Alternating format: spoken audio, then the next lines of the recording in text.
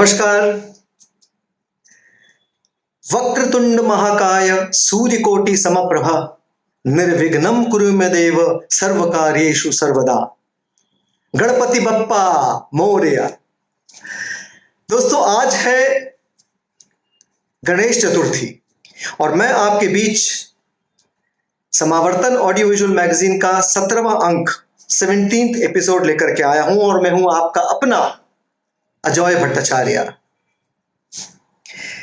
गणेश चतुर्थी का पहला दिन गणपति बप्पा की स्थापना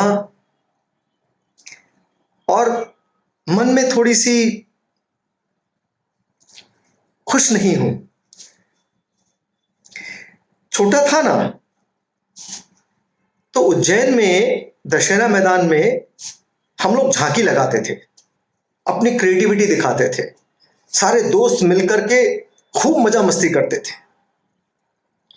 तकरीबन 30 साल से उज्जैन से निकल करके सूरत आया हूं और आप विश्वास करिए दोस्तों, सूरत में हर गली हर मोहल्ले में गणपति बप्पा की स्थापना की जाती है। सुबह शाम उनकी पूजा आरती की जाती है, प्रसाद और भोग बटता है, कल्चरल प्रोग्राम होते हैं, गरबा होता है। कुछ सूना सा लग रहा है आज, मन व्याकुल है, अच्छा नहीं लग रहा। गणपति बप्पा, आप तो विघ्नहर्ता हो। ये जो एक हमारा बिन बुलाया मेहमान आ गया है ना, कोरोना, इसको बाहर निकालिए, बहुत हो गया और ये आप कर सकते हैं। तो दोस्तों, हम सब मिलकर के प्रार्थना करते हैं, विनम्र प्रार्थना करते हैं, नतमस्तक होकर प्रार्थना करते हैं गणपति बप्पा से कि हमें इस महामारी से, हमें इस कोरोना नामक दुष्ट से बचाइए, फिर वही जिंदगी लौटा दीजिए हमें। एक बात जरूर है, नेचर ने शायद कहीं हमको ये बताया कि अतिशयोक्ति की हम लोगों ने नेचर के साथ। ये शायद उसका रौद्र रूप है, ये शायद उसका गुस्सा है। हमने गलतियां तो की हैं, स्वीकारना पड़ेगी और उन्हें ठीक करना पड़ेगी। इन्हीं बातों के साथ दोस्तों, आज का ये 70th एपिसोड शुरू करता हूं। और शुरू में मैं आपको मेरे जो बाबा हैं डॉक्टर प्रभात कुमार भट्टाचार्य, उनकी जो कविता खंड है, कविता प्रभात, उसमें से कविता आपको सुनाने जा रहा हूं। उसका शीर्षक है ओएसिस। पर्वत पिता की कोच से बूंद बनकर जो उछलती थी, कभी सरक कर उतरती छल चलाती बन गई थी नदी। पार करती वनांचल घाटियां आवेश से भरपूर, कुछ कर गुजरने को बेताब लीक से हटकर। होगी नहीं लाचार आदत से मिले जो किसी समुद्र में, लंबी चौड़ी गतिशील अपनी पहचान को अचानक मिटा दे किसी अथाह की सम्मोहन में। आखिर क्यों किसी खारे पानी को सौंपे अपनी पनीली अस्मिता मीठी वह नदी। वह तो चुनेगी रेत, सिर्फ रेत, और गुम हो जाएगी किसी रेगिस्तान विराटता में। जोखिम उठाएगी नदी जानबूझकर, सोच समझकर, उस आश्वस्ति के साथ रेगिस्तान सूखेगा नहीं उसका अस्तित्व। और किसी एक दिन वह नदी रेगिस्तान की रेतीली गहराइयों में से उछलेगी अपनी अब तक गुमनाम जिंदगी, और अचानक ही अथाह रेतीले दबाव को नकारती छल छलाती आकाशी परिधान में पनीला आंचल पसारती प्रकट होगी, किंतु तब उसे कोई कहेगा नहीं नदी। नमस्कार दोस्तों, आज के हमारे इस एपिसोड के अंदर आप कविता सुनेंगे चित्रा देसाई जी से, आप कहानी सुनेंगे ममता सिंह जी से, और हमारे मित्र निरंजन श्रोत्रिय जी अपने युवा कवियों को आपके लेके बीच आएंगे आपके। तो शुरू करते हैं आज का एपिसोड चित्रा देसाई जी की कविताओं के साथ। उसके पहले मैं एक बात आपको बता दूं चित्रा जी के बारे में। सन 2001 में चित्रा जी ने नेशनल फिल्म अवार्ड की जूरी मेंबर के नाते काम किया। सन 2001 से 2004 तक आप national film archive of India की एडवाइजरी कमेटी के सदस्य रहीं। सन 2006 से 2009 तक आप SNDT वुमेन्स यूनिवर्सिटी में अनेक विभागों में एज अ प्रोफेसर आपने काम किया, अपनी सेवाएं दी। Chitra ji ministry of external affairs की हिंदी एडवाइजरी कमेटी की सदस्य हैं और साथ ही साथ आप बार्कलेज इंडिया की भी एडवाइजरी कमेटी की सदस्य हैं। एक बात आपसे कहूं चित्रा जी,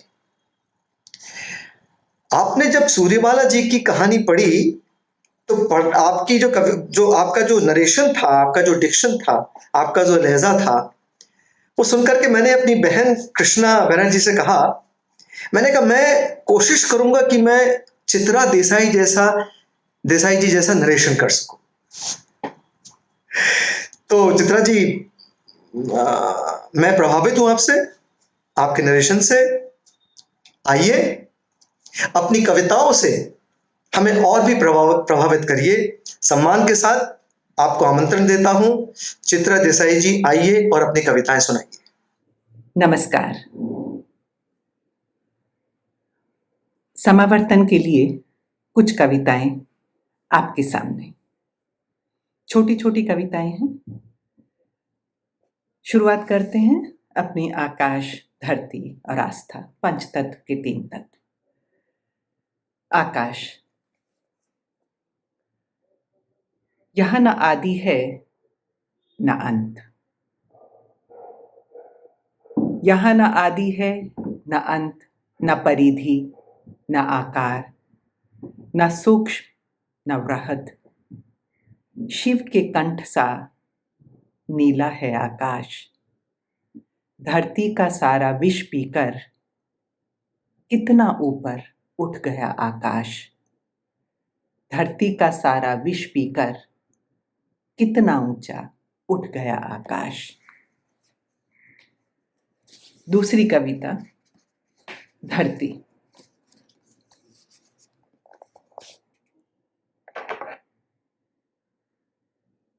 पहला फूल जो मैंने देखा खाई पर फैलता जामनी रंग का था। जंगली बेलें अपने आप उगती हैं, कोई बोता नहीं, कोई सींचता नहीं, कोई पालता नहीं, फिर भी हरी भरी रहती हैं 12 मास फलती फूलती। जिसका कोई नहीं होता उसकी जमीन होती है, जिसका कोई नहीं होता उसकी जमीन होती है। और तीसरी कविता, आस्था। मेरे गांव में एक टूटी फूटी मस्जिद थी, वीरान पड़ी उजड़ी हुई बस्ती सी। एक दिन अशरफ आया, मेरी नानी ने उसके सिर पर हाथ रख उसे पुचकारा। हाथ मुंह धुला, आसन बिछा, उसे जिमाया। सांझ हुई, मस्जिद में खाट बिछा पूरी रात वहां बैठा दिया। पूरी रात वहां हाथों में रेत गारा लिए दीवारें उठने लगी, आंगन लिपने लगा। नानी ने सुबह हंसकर कहा, सब आदमी की माया है, जहां रहता है अपने साथ भगवान बसा लेता है, सब आदमी की माया है। दोस्तों, चित्रा देसाई जी की खूबसूरत कविताओं के बाद हम अब एक कहानी सुनेंगे ममता सिंह जी के पास। ममता जी इलाहाबाद विश्वविद्यालय से उन्होंने संस्कृत में एमए किया और रूसी भाषा में डिप्लोमा लिया। प्रयाग संगीत समिति से शास्त्रीय संगीत में वो प्रभाकर हैं। आप पंडित मथुरा प्रसाद दीक्षित के नाट्य कृतियों का साहित्य मूल्यांकन इस विषय पर संस्कृत में शोध कार्य कर रही हैं। आपके कहानी, संस्मरण और लेख तमाम प्रतिष्ठित पत्र पत्रिकाओं में प्रकाशित हुए हैं। बड़े सम्मान के साथ आपको आमंत्रण देता हूं ममता जी, आप आइए और अपनी कहानी हम सबके बीच रखिए। ममता सिंह जी। मेरे कहानी संग्रह रागमारवा से कहानी जनरल टिकट। आज अचानक ठंड बढ़ गई है। गुनगुनी नरम धूप बदन को सहला रही है। दिव्या अपनी नोटबुक और किताब लेकर हॉस्टल का बरामदा पार करती हुई लॉन में आ गई है। लॉन के किनारे किनारे की घास अभी भी गीली है। क्यारियों में लगे फूलों और पौधों की पत्तियों पर ठहरी ओस की बूंदों पर पड़ती सूरज की किरणें मोती सी चमक रही हैं। उसे यकीन ही नहीं हो रहा है कि उसकी बनाई डॉक्यूमेंट्री एंटरटेनमेंट चैनल पर अप्रूव हो गई है। चुनौतियां बढ़ गई हैं। कल जब मंच पर उद्भव सर ने सबके सामने हाथ मिलाकर उसे कॉन्ग्रेट्स किया तो कितना रोमांच हुआ था। मारे खुशी के जैसे पंख लगाकर वो उड़ चली हो आकाश में। हर इंसान अपनी बेहद खुशनुमा बात किसी आत्मीय, अपने घर वालों से शेयर करना चाहता है, लेकिन दिव्या अपनी खुशी का इजहार किससे करे। जब साइबर क्राइम जैसे विषय पर उसे डॉक्यूमेंट्री बनाने की सलाह दी गई थी तो वो कितना घबराई थी। उफ, इतना खौफनाक विषय। एक बार तो उसने ना ही कर दिया, लेकिन जब उद्भव सर ने उसे छोटी सी बाइट बनाने को कहा और दोस्तों ने भी फोर्स किया तो उसने ये प्रोजेक्ट ले लिया। जबकि राइमा ने महिलाओं की सुरक्षा विषय पर बाइट बनाई, इरफान ने स्वच्छता अभियान को चुना। क्राइम से जुड़े लोगों की पड़ताल करना, उनसे बातें करना, उन्हें कन्विंस करना, फिर उन पर अपनी मनोवैज्ञानिक रिसर्च कर राय बनाकर लिखना, उफ, कितने पापड़ बेलने पड़े थे उसे। पुलिस स्टेशन जाकर चक्कर काटने पड़े। जब पहली बार पुलिस से इस संदर्भ में बातचीत करने की कोशिश की तो उसने साफ इनकार कर दिया। लेकिन दिव्या भी कहाँ हार मानने वाली थी। फ्रेंडशिप क्लब, एडल्ट साइट पर जाकर जूझती रही और अपना रिसर्च वर्क करती रही। अनगिनत कागज लिखे और फाड़े। एक बार तो उसे पुलिस वालों का विरोध भी सहना पड़ा। इस जद्दोजहद के बाद अपने अन्य सब्जेक्ट की विधिवत पढ़ाई करते रहना आखिरकार दिव्या का अथक परिश्रम रंग लाया और पायलट प्रोजेक्ट तैयार हुआ। उसके सपनों की किताब का पहला अध्याय लिखा गया और उसके नाम डॉक्यूमेंट्री अलॉट हुई। शूटिंग में उसे बहुत सारी समस्याएं हुई। सब्जेक्ट खौफनाक था, चुनौती बड़ी थी। शूटिंग के लिए पुलिस डिपार्टमेंट के सुपरिंटेंडेंट जब आते तो वो मन ही मन भगवान से प्रार्थना करती कि कुछ ऐसा हो कि शूटिंग कैंसिल हो जाए, जबकि इस मुश्किल डॉक्यूमेंट्री को पूरा करने का उसने प्रण खुद ही कर रखा था। सचमुच उसकी प्रार्थना सुन ली जाती, शूटिंग कैंसिल भी हो जाती। एसपी की शूटिंग के दौरान कुछ अलग तरह की समस्याएं होती, जैसे कि प्रश्नों का चुनाव वो स्वयं करते। शुरुआती दिनों में तो मारे घबराहट और डर के रातों को नींद नहीं आती थी। मदद के लिए 5 टीचर्स का पैनल था, उनमें आपस में ही पॉलिटिक्स होती थी। हर टीचर खुद क्रेडिट लेना चाहता था। सही मायनों में तो उद्भव सर उसके मेन गाइड हैं। उन्होंने ही काफ़ी सहायता की। रात भर जाकर इस डॉक्यूमेंट्री की एडिटिंग मिक्सिंग की। टीचर्स का ये पैनल और अच्छे दोस्तों का सहयोग और साथ न मिलता तो दिव्या डॉक्यूमेंट्री तो क्या, छोटा मोटा प्रोजेक्ट भी नहीं बना पाती। बचपन से लेकर अब तक के उसके जीवन की पहली घटना है जिस पर उसे अपने आप पर गर्व हो रहा है। उसे याद आ गए वो दिन जब क्लास में हर कंपटीशन उसके लिए सजा थी। वो परफॉर्म नहीं कर पाती थी, नजरें नीची झुकी हुई होती थी और मम्मी का चेहरा आंखों के सामने होता था। चाचा की बंदिशें आवाज को जब्त कर लेती थी। काश आज वो अपने घर में होती तो घर वालों की याद आते ही दिव्या मायूस हो गई। एक ऐसी तलहटी में पहुंच गई जहां जाने का रास्ता तो है लेकिन वहां से लौटना नामुमकिन। वो दिन जहन में ताज़ा हो गया। सूर्यास्त हो रहा था। दिव्या उदास होकर रूठकर कमरे में बंद हो गई थी।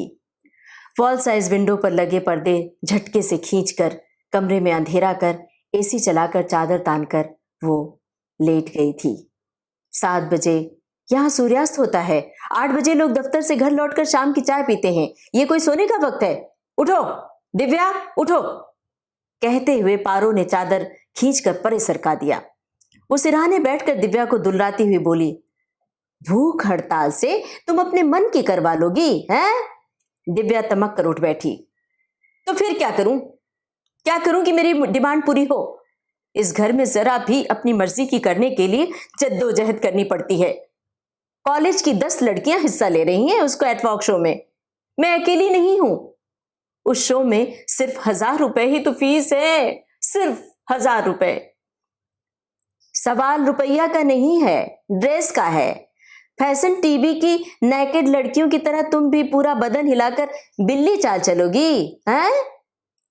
मम्मी, कैटवॉक कर मिस वर्ल्ड या मिस इंडिया बन जाओगी। क्या कहेंगे हम लोग? अपनी सोसाइटी वालों से क्या कहेंगे? मुंबई में चौल समिति को सोसाइटी कहा जाता है। सोसाइटी वाले अब दूर हो गए ना।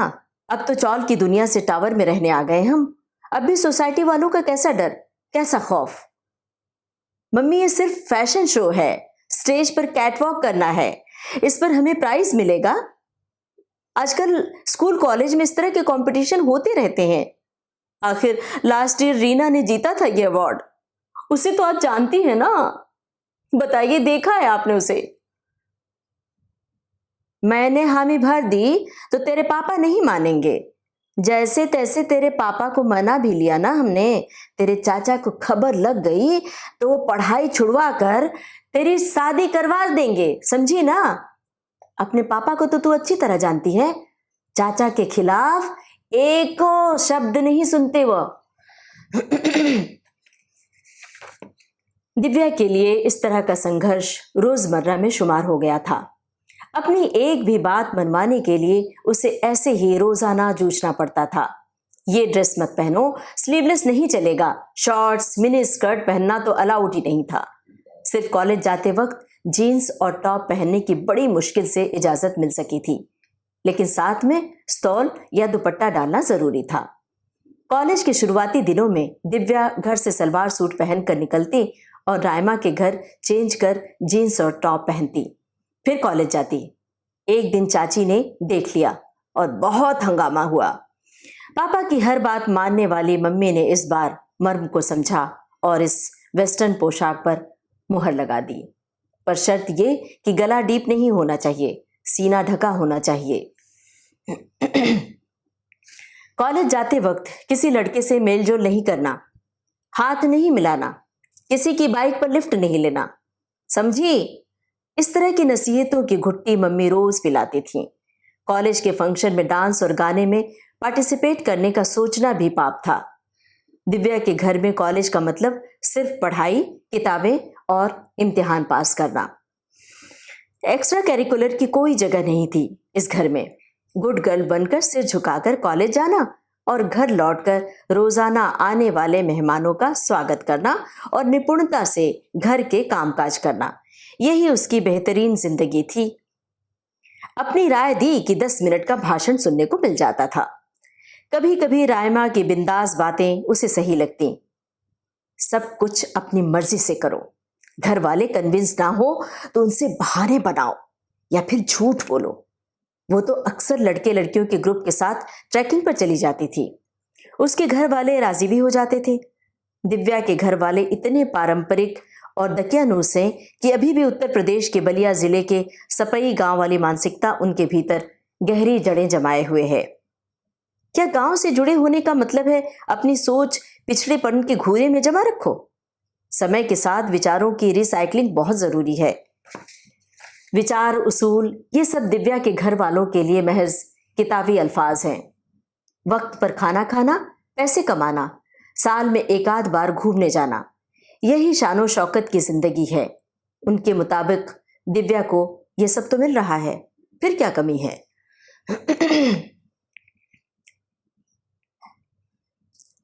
पारो दिव्या को समझाकर क्लांत हो गई और कमरे से चली गई। उनके जाते ही दिव्या उठी, अपने कटे बालों में बैक पिन लगाती हुई आईने के सामने खड़ी हो गई। आगे पीछे मुड़कर देखा, गर्दन टेढ़ी करके हर तरफ से अपने को निहारती हुई, अपने ही रूप पर मुग्ध होती हुई। रंग सांवला है तो क्या हुआ, रूप और फिगर तो है ना खूबसूरत और चार्मिंग। कॉलेज की गेट पर खड़े लड़कों की नजरें उस पर ठहर जाती हैं। दिव्या ने वार्डरोब से अपनी tight fit side cut maxi निकाल कर पहनी, अपनी खुली टांगों को निहारा, हल्का मेकअप किया और उस तरह मटक मटक कर हाथ हिला हिलाकर बोलती रही जैसे MTV की कोई वीजे हो। अगर मम्मी पापा राजी हो गए तो पक्का कॉलेज क्वीन का खिताब उसे ही मिलेगा। सोचते हुए आंखें मूंद थोड़ी देर के लिए दिव्या स्प्रिंगफील्ड बिल्डिंग की 12वीं मंजिल की कैद से बाहर निकलकर फैशन शो के भव्य स्टेज पर पहुंच गई थी, जहां सामने बड़े बड़े फिल्म स्टार थे। दर्शकों का हुजूम था, तालियों की गड़गड़ाहट थी। अक्सर ही दिव्या सपनों की चमकीली दुनिया में खो जाती थी, जहां युवा मन के रोशन चिराग होते हैं और हर ख्वाब मुकम्मल होता है। हर रास्ते की तयशुदा मंजिल होती है। रास्ते में आई हर अड़चन और रुकावट को युवा मन चुटकियों में दूर भगाना चाहता है। भीड़ के महासागर में मन माफिक मंजिल तक पहुंचने के लिए रुकावटों के पत्थर को दूर भी भगाना पड़ता है। सपने पूरे करने के पीछे के संघर्ष को युवा मन उस वक्त कहाँ समझ पाता है। उमंग और उत्साह में डूबी दिव्या ने भी सजोया मखमली ख्वाब कि मास कम्युनिकेशन में 5 साल का इंटीग्रेटेड कोर्स करेगी। इसके लिए उसे चाहे जो करना पड़े, घर वालों का विरोध भी वो अफोर्ड कर लेगी। कॉन्ग्रेट्स, हाय कॉन्ग्रेट्स। ओहो, किन ख्यालों में खोई हो बारबी डॉल। इरफान दिव्या से हाई फाई करते हुए बोला। दिव्या अपने कॉलेज के दिनों से छम से कूद कर वापस आ गई हॉस्टल के लॉन में, जहां सर्दी की नरम धूप का एक टुकड़ा दिव्या के नीले स्वेटर पर अटक गया। क्यारियों में दोपहरिया खिलकर मुस्कुरा रही है। हॉस्टल की दीवारों पर लटके बोगनविलिया गुलाबी रंग से नहाकर और ताजा हो गए हैं। Divya, Divya you are so lucky, तुम्हारा प्रोजेक्ट खूब खूब लाइक किया गया है। और रावत सर लास्ट मीटिंग में तुम्हारी और तुम्हारी बनाई डॉक्यूमेंट्री की चर्चा कर रहे थे और प्रशंसा भी कर रहे थे, समझी। दिव्या बुत बनी बैठी रही, कोई जवाब नहीं दिया उसने। दिव्या के मन में इस समय यादों का भूचाल सा आया हुआ है। हॉस्टल में आए 3 साल हो गए हैं।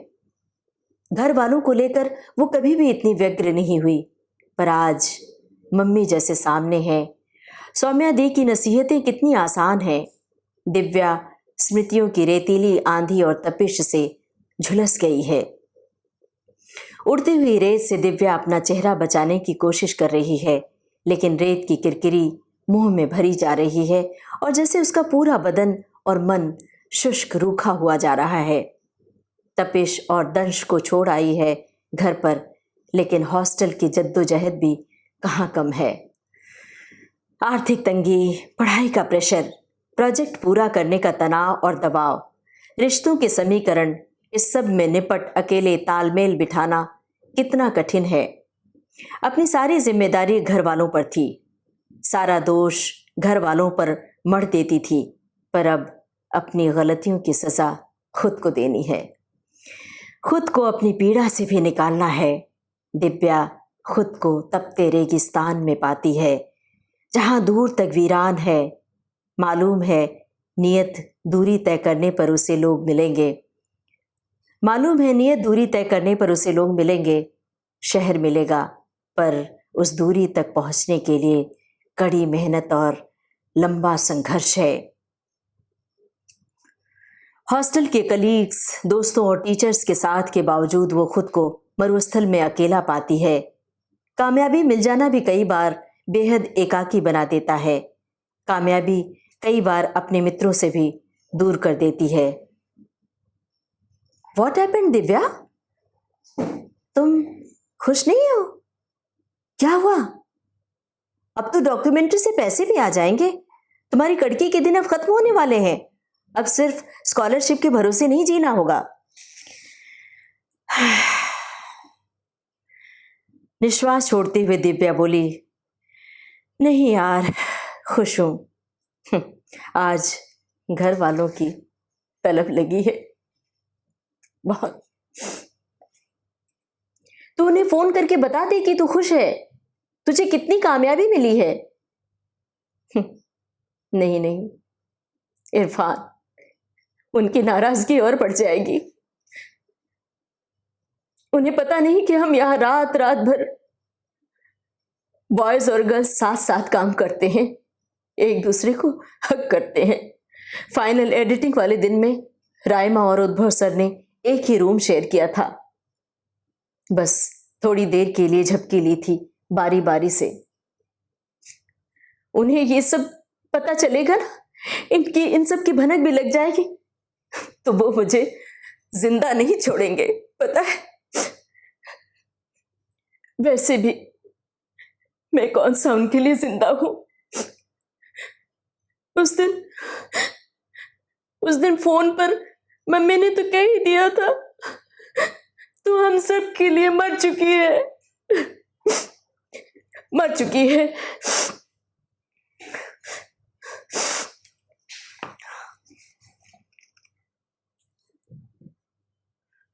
छोड़ ना यार, अब आगे की सोच।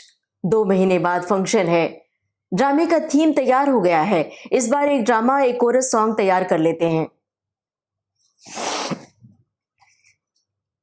It's good idea.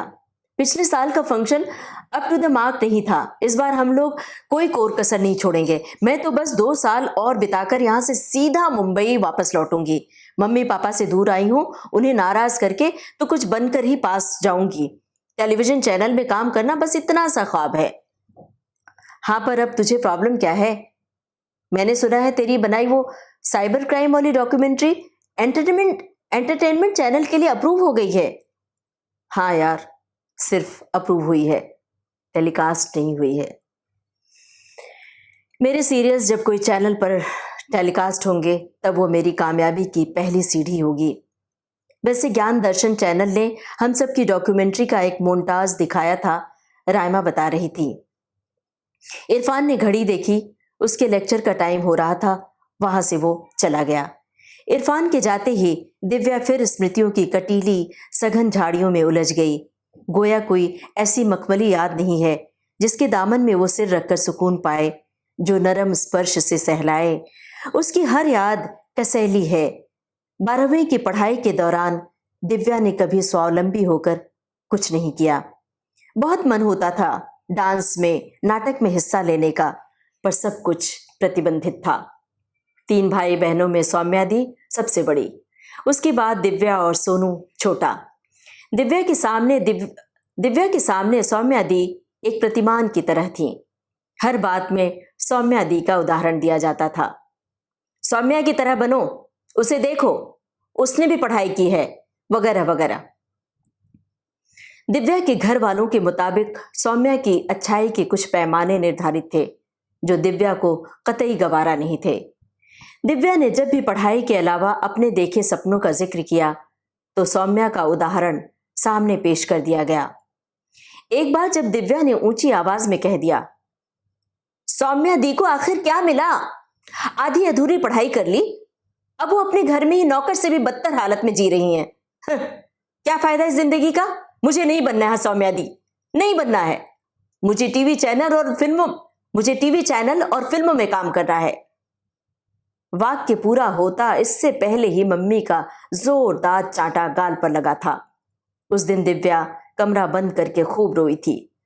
सौम्या दी को फोन लगाकर बोला था, दी ये क्या किया तूने कभी घर में किसी बात का विरोध ही नहीं किया। गऊ की तरह तू सहती रही, अभी भी सह रही है। सब चाहते हैं कि मैं भी सौम्या बनूं, पर मैं नहीं बन सकती सौम्या दी। तू अपनी जिंदगी से खुश नहीं है, फिर भी दिखाती है कि सब कुछ ठीक ठाक है।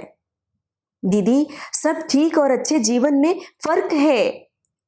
जो दीवार तू नहीं तोड़ सकी, मैं उसे तोड़कर बाहर निकलना चाहती हूं। सौम्या दी, बारिश का मौसम था। वनडे पिकनिक पर कॉलेज की टीम मालशेज घाट जा रही थी। कई दिनों की सिफारिश के बाद दिव्या को परमिशन तो मिल गई, पर उससे पहले उसे घर की अदालत के मुकदमे में तमाम जिरह पर खरा उतरना पड़ा था।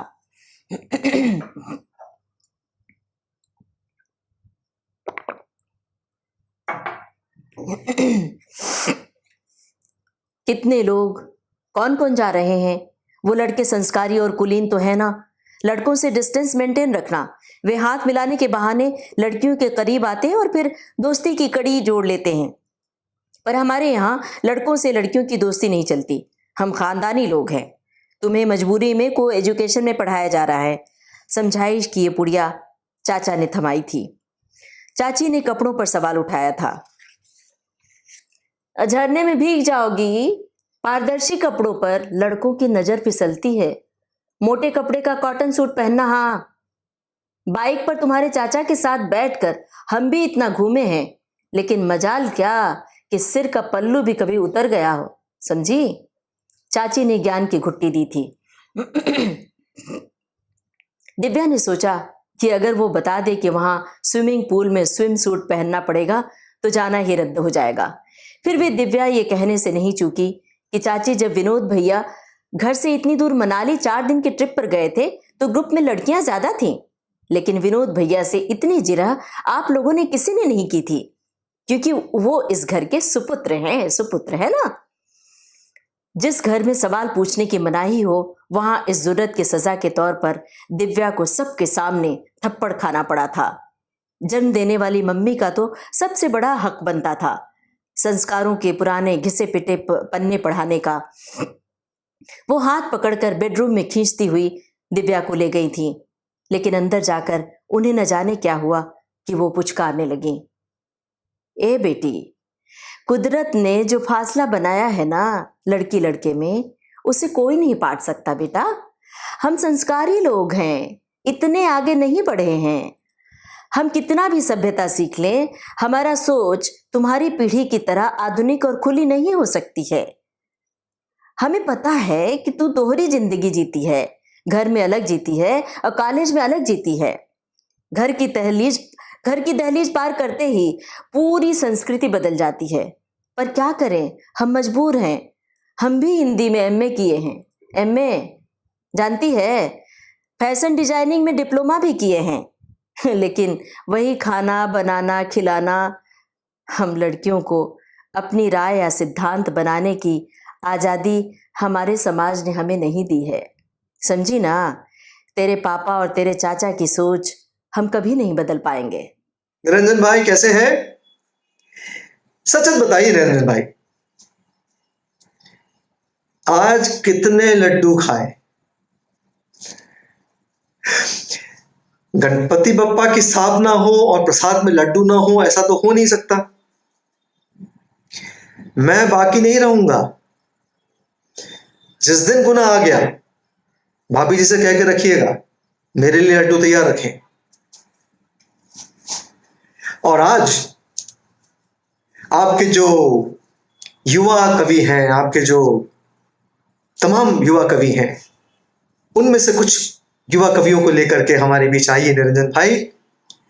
The stage is yours, the mic is yours. सुनाइए हमें युवा कवियों की कविताएं। नमस्कार दोस्तों, आज सुनते हैं फरीद खान की कविताएं। फरीद खान जून 2014 के रेखांकित स्तंभ में प्रकाशित हुए थे और कविताओं के अलावा वे फिल्म और टेलीविजन के लिए स्क्रिप्ट लेखन भी करते हैं। फरीद खान की कविताओं में समाज की विद्रूपता को चित्रित करने की एक बड़ी बेचैनी है। उनके भीतर नाराजी उबल सी पड़ती है। पूरी नाराजी के संसार उनके भीतर तैरता रहता है। उनकी एक कविता है नानी का चश्मा, जिसमें नानी के मरने के बाद उस चश्मे में उन्हें सज्जाद जहीर, फिराक गोरखपुरी, मजाज और गोरकी भी दिखते हैं। गंगा मस्जिद उनकी बहुत चर्चित कविता है, जो आज हम सुनेंगे भी उनसे। सुनते हैं फरीद खान की कविताएं। मेरी पहली कविता है माफी। सबसे पहले मैं माफ़ी मांगता हूँ हज़रत हव्वा से। मैंने ही अफवाह उड़ाई थी कि उसने आदम को बहकाया था और उसके मासिक धर्म की पीड़ा उसके गुनाहों की सज़ा जो रहेगी सृष्टि के अंत तक। मैंने ही बोए थे बलात्कार के सबसे प्राचीनतम बीज। मैं माफ़ी मांगता हूँ उन तमाम औरतों से जिन्हें मैंने पाप योनि में जन्मा हुआ घोषित करके अज्ञान की कोठरी में धकेल दिया और धरती पर कब्जा कर लिया और राजा बन बैठा और वजीर बन बैठा और द्वारपाल बन बैठा। मेरी ही शिक्षा थी ये बताने की कि औरतें रहस्य होती हैं ताकि कोई उन्हें समझने की कभी कोशिश ही ना करे। कभी कोशिश करे भी तो डरे, उनमें उसे चुड़ैल दिखे। मैं माफ़ी मांगता हूँ उन तमाम राह चलते उठा ली गई औरतों से जो उठाकर ठूस दी गई हरम में। मैं माफ़ी मांगता हूँ उन औरतों से जिन्हें मैंने मजबूर किया सती होने के लिए। मैंने ही गढ़े थे वे पाठ कि द्रौपदी के कारण ही हुई थी महाभारत, ताकि दुनिया के सारे मर्द एक होकर घोड़ों से रौंद दे उन्हें जैसे रौंद दिया मैंने धरती। मैं माफ़ी मांगता हूँ उन आदिवासी औरतों से भी जिनकी जोनी में हमारे राष्ट्रभक्त सिपाहियों ने घुसेड़ दी थी बंदूकें। वो मेरा ही आदेश था। मुझे ही जंगल पर कब्जा करना था, औरतों के जंगल पर। उनकी उत्पादकता को मुझे ही करना था नियंत्रित। मैं माफ़ी मांगता हूँ निर्भया से। मैंने ही बता रखा था कि देर रात घूमने वाली लड़की बदचलन होती है और किसी लड़के के साथ घूमने वाली लड़की तो निहायत ही बदचलन होती है। वो लोहे की सरिया मेरी ही थी, मेरी संस्कृति की सरिया। मैं माफ़ी मांगता हूँ आसिफा से। जितनी भी आसिफा हैं इस देश में उन सबसे माफ़ी मांगता हूँ। जितने भी उन्नाव हैं इस देश में, जितने भी सासाराम हैं इस देश में, उन सबसे माफ़ी मांगता हूँ। मैं माफ़ी मांगता हूँ अपने शब्दों और अपनी उन मुस्कुराहटों के लिए जो औरतों का उपहास करते थे। मैं माफ़ी मांगता हूँ अपनी माँ को जाहिल समझने के लिए, बहन पर बंदिश लगाने के लिए, पत्नी का मजाक उड़ाने के लिए। मैं माफ़ी मांगता हूँ उन लड़कों को दरिंदा बनाने के लिए, मेरी बेटी जिनके लिए मांस का निवाला है। मैंने रची है अन्याय की पराकाष्ठा, मैंने रचा है अल्लाह और ईश्वर का भ्रम। अब औरतों को रचना होगा इन सब से मुक्ति का सवाल। मेरी दूसरी कविता है गंगा मस्जिद, जो बाबरी मस्जिद ध्वंस के 18 साल होने पर लिखी गई थी। गंगा मस्जिद, ये बचपन की बात है, पटना की। गंगा किनारे वाली गंगा मस्जिद की मीनार पर खड़े होकर घंटों गंगा को देखा करता था। गंगा छेड़ते हुए मस्जिद को लात मारती, कहती, अबे मुसलमान, कभी मेरे पानी से नहा भी लिया कर। और कहकर बहुत तेज भागती दूसरी ओर हंसते हंसते। मस्जिद भी उसे दूसरी छोर तक रगेदती हंसते हंसते। परिंदे खूब कलरव करते। इस हड़बोंग में मुअज्जिन की दोपहर की नींद टूटती और झट से मस्जिद किनारे आ गई। गंगा सट से बंगाल की ओर बढ़ जाती। परिंदे मुअज्जिन पर मुंह रखकर हंसने लगते। मीनार से बाल्टी लटका मुअज्जिन खींचता रस्सी से गंगा जल, वजू करता, अजान देता। लोग भी आते, खींचते गंगा जल, वजू करते, नमाज पढ़ते और चले जाते। आज 18 साल बाद मैं फिर खड़ा हूँ उसी मीनार पर। गंगा सहला रही है मस्जिद को आहिस्ते आहिस्ते। सरकार ने अब वजू के लिए साफ पानी की सप्लाई करवा दी है। मुअज्जिन की दोपहर अब करवटों में गुजरती है। गंगा चूम चूम कर भिगो रही है मस्जिद को। मस्जिद मुंह मोड़े चुपचाप खड़ी है। गंगा मुझे देखती है, मैं गंगा को। मस्जिद किसी और तरफ देख रही है। मेरी तीसरी कविता है महादेव। जैसे जैसे सूरज निकलता है, नीला होता जाता है आसमान, जैसे ध्यान से जग रहे हों महादेव। धीरे धीरे राख झाड़ उठ खड़ा होता है एक नील पुरुष, और नीली देह धूप में चमकने तपने लगती है भरपूर। शाम होते ही फिर से ध्यान में लीन हो जाते हैं महादेव। नीला और गहरा हो जाता है, हो जाती है रात। आज का ये एपिसोड, हमारा 17वां एपिसोड, यहीं हम पूरा करते हैं मित्रों। हमें हमेशा की तरह इंतजार रहता है आपके कमेंट्स, आपके सजेशंस का। लिखिए, हमें बताइए हम और नया क्या कर सकते हैं, और साथ साथ नए के अंदर आपके लेख, आपकी कविताएं, आपकी रचनाएं, आपका कुछ लिखा हुआ साहित्य भेजिए हमें। हमारा पता नोट करिए। हमारा वेबसाइट है www.समावर्तन.com। हमारा ईमेल आईडी है समावर्तन145@gmail.com। और जैसा आप हमें YouTube पे और Facebook पे देखते रहते हैं, तो कल रविवार को फिर मुलाकात होगी आपसे। मैं कल आ जाऊंगा ठीक इसी समय पर।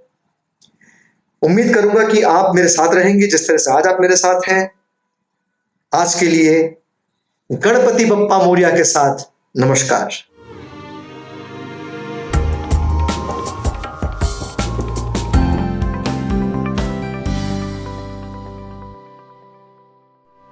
इस वीडियो के नीचे डिस्क्रिप्शन बॉक्स में चैनल का लिंक दिया हुआ है। आप उस पर क्लिक करके समावर्तन चैनल तक पहुंच जाएंगे। वहां पर चैनल को लाइक और सब्सक्राइब कीजिए। और हाँ, कमेंट बॉक्स में अपने महत्वपूर्ण कमेंट ज़रूर कीजिएगा।